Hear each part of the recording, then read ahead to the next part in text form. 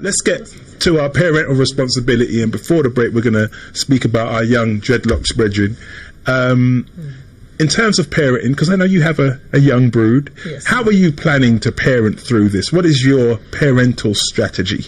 So myself and my husband Mark Simpson have to give thanks to him. Yes. I was thinking about Mark this week. I thought he should change his name to Shango. He needs a big name. It's a big brother. Obviously, give our greetings to Brother Mark, but like, he needs a big name, just one word. He needs a big one name, black name. Go ahead, yes, ma'am. Sorry. With Mark, myself, we especially when I found out I was going to have children, I sat down and I read Dr. Amos Wilson's book, Developmental Psychology of the Black Child. I loved that book. I read that book and I said, you know what, I'm going to raise my children how I want to raise them. So we made it conscious that we're going to start teaching them from in the womb. So we're going to engage them with the black community, so nobody can turn around and say, oh, this, that and that. So they engage, they come to the events that you put on at Nation Islam Day. They love coming there. Take them out into the community, teach them the history. Don't have to sit down and force them to read a book. We take them to the museum, we take them to presentations, they watch films. In our house, we monitor what they watch on the TV. So the TV does come off. They can't just go and turn on the TV and put what they want to watch. It doesn't work like that. So I combined my parenting skills from what I learned from my own experiences and tweak it a little bit. So my mum was very strict growing up. My dad, I give thanks to my dad as well, Leroy Williams. He used to make us go to Ealing Road Library every Friday and get 5 books, and every day we had to read a book. And we did that consistently. So we was readers. So my children are surrounded by books. We encourage them to read. So people say, oh, but how come you don't let them have white dolls? I'm like, well, if they're black children, it has to reflect them. Who in their right mind asked you, how come you let them have white dolls? We've had that. White people, like, why don't you have a black doll? We've had that. Name them and shame them. Who said to you? We've had your husband wasn't with you when they said that. No, he was, but you know, Mark gave them that straight face comment, and then that argument got finished one time. Wow. But we try and encourage our children to love themselves. So love their hair, love everything around them. They eat the food, they experience. We've taken them abroad to see how our parents grew up in Jamaica.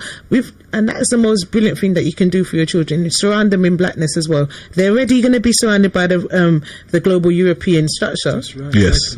We're not teaching them to hate anybody. We're teaching them to love themselves, so that they wake up in the morning, they love what they look like. They go outside, they love themselves. So they don't have them hang-ups about, I've got my hair's afro and I don't like my hair. I want to do this to my... No. We don't have that. So we're trying to encourage them to be responsible young people from a young age. All right. Well. It seems to be working very well for you. Yes. Excellent. All right. Let's move on. Miss Phoenix, please enlighten us as to my question of how I'm raising my children. You told us with the Henry Hoover. We had that. And the funny thing, actually, as you say that, I made a mistake once upon a time of making a joke like that, and then people think that you're parenting, which is like varied and has whatever, is just all Henry Hoover and nothing else. When really it can't be, because if it was just that, you'd be raising Vlad the Impaler as opposed to. Do you know what I mean? I think they would have left home by now. Yeah. And they're still there. They're still there. So, okay, Cheryl Phoenix, how do you deal with your parenting? And I will ask you. Well, my children are adults now, so it's done. She asked to answer the question, and then don't say that. Do you know, it was a combination of the same thing, like what Charmaine said. Obviously, I'm raising boys, and it's like slightly different in the fact that obviously a lot of parents, their number one thing is their children coming home with bleached skin or straight hair or pregnant. And with me, it was like, don't be the one to get a girl pregnant. Understand yourself. Don't be, utilizing your tools with every female that comes your way. Things like that as well. Respect yourself. Understand yourself. And my house was filled with pictures of Black history, the Black scientists. My children had TVs in their room with no outdoor aerial. So the only thing they could watch was what I gave them: Boondocks, Malcolm X, Marcus Garvey, everything that you could get on DVD about Blackness was what they watched growing up. So even now, as adults, they actually don't watch TV. What they watch is online streaming, and they Google stuff like that. And I think only 2 years ago, I took down all the posters, all the Black history posters, because it's like, right, by now, you must have that in your mind. Yeah, you've got it. So, it was just making sure that in their home, everything look like them unapologetically. And when you're walking street and anyone, even training on how to deal with police, that was by the age of 8, I had to train my boys on, you're getting older now, you're going to be stopped and searched. It's not even a question of if, buts, or maybe. They will stop you. This is how you have to deal with them. This is what you have to say, and etc., etc., because I don't want to bury my child. So, yeah. Okay. That was it. Trev? You have no children, but how was your being parented? and be very careful how you answer this question. Yeah, no pressure. You know what? There's a couple of things from what both sisters said, actually, in terms of one, and I've seen it with your children as well. In terms of what I remember for growing up. Was always being involved in the community, and even if I wasn't directly, you're a child, you're not directly involved, you're always in the midst of it. And I think it's a really good orientation, because as you get older, it's not an alien concept to work for black people. You know, like if you wait until a child's 18, 21, and can you come and volunteer for what? Like, how much money they got? Do you know what I mean? And it's that you have to cultivate that at a young age, that love of community from a young age, so it actually makes sense. It's like a habit that you don't. It's like riding your bicycle. So if you had that at a young age, even if you're not in it for a while, it's still there for you to be able to jump into it. You know what's funny about that point is obviously. That's me you're talking about, because I did that with you. But before, my dad, like in the 80s, had this thing. They had the Grenadian Charity Club, and they would have like this big thing at the Commonwealth Institute. And like I'd be with him from the morning, and we'd be picking up the drinks and getting the food and getting the hall ready. And then you got, like, we was busy all day. Then you got to go home, put your clothes on, and go back out. And I remember sitting there one time when they was getting ready, thinking, this is some boss business, and I like this. This is it's black people everywhere, and they're all working together. I'm feeling this, and from then it's like it kind of like stayed with me. That when I got to the Nation of Islam and saw other black people working together, the first day I saw it, I was like, yeah, man, this are the thing. This I want to stay here. We are working together then, because like my parents, like your dad, we did the same thing. Where we grew up. My mum ran we call it a youth club. They used to play, she still plays netball. My mum's in her 60s. Okay. They play netball, the men play football on the green, the kids are running around, they used to cook the food, they got little dummy nose when they finish with their football every single week on a Wednesday, Thursday, Saturday and Sunday. So the same thing like with Sister Charmaine, the boys all came to all the events. And now it's funny because they recognise and I don't want to use the word conscious, but they recognise people who are of our type of ilk. They're like, Mum, one of your people came to the house. They're your guys. They recognise them on the road as well. Because they move different. They feel different. The there's vibration something, is different. Energy and everything is slightly different about our community. We need to find a new word for this kind of group. I don't like woke. The woke family is something. Why do you not like woke and conscious? No, I don't. I like woke, but I don't like the conscious community. I think it's been like conscious now. It's just like, is it conscious or is it we're moving into unconsciousness where we're just talking about the same things? You get what I mean? I notice with white folks, they change the labels every few years to just keep you going, keep you on your toes. They never use the same label for 50 years. I think they always say maybe we need a new one. But I do get it. And even like my children, they're so excited. They're like, even today, she's coming out the house. Where you going, Mum? Can I come? And they're they love the work that we do. Shamari has her own Blackie She Studies t-shirt, and she goes to anywhere she goes, she puts on the t-shirt, and I'm from blackieshestudies.com, and she's so proud about what she does, and she likes going to the events. And we encourage people to bring their children to our events, because when I was growing up, we used to go weddings and link with other little cousins and running up and down while the big people are dancing and drinking baby sham and all that kind of stuff. We used to do them things back in the day, but we don't have that no more, because how much weddings and christenings do we go to? So our young people don't get together as much as possible.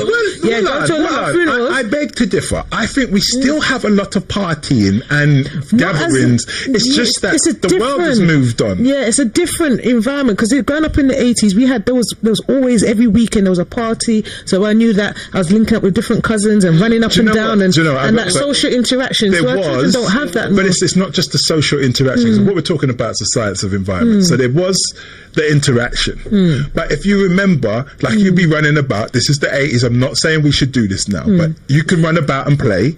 and if you do something, you bruck something, you don't, but whatever, anybody in the place can drapes you up and and rebuke you and cuff you and chastise you in a way that will make you know, okay, now look. And it's not a case of it's anything private, it's loud, and everybody has we're to. a family. Yes, a family. So as a family, we had that. It was more of a community, but what we were dealing with was the end of our community. Does that make sense? So now when we have a gathering, you'll find brother and sister, you can't even discipline your own nephew, or do you know what I mean? Sometimes as a father, you can't discipline your own child without getting yourself in trouble. Yeah, it's true. And we've got to go back to that environment where our children can come together and play together, and then your children, my children, to come together, and it's a safe environment, and they get to know each other. But that only works when the parents. That's the thing. No, I know this because, like, when I was coming up, like, this brother here is the main parent I parented with is brother David.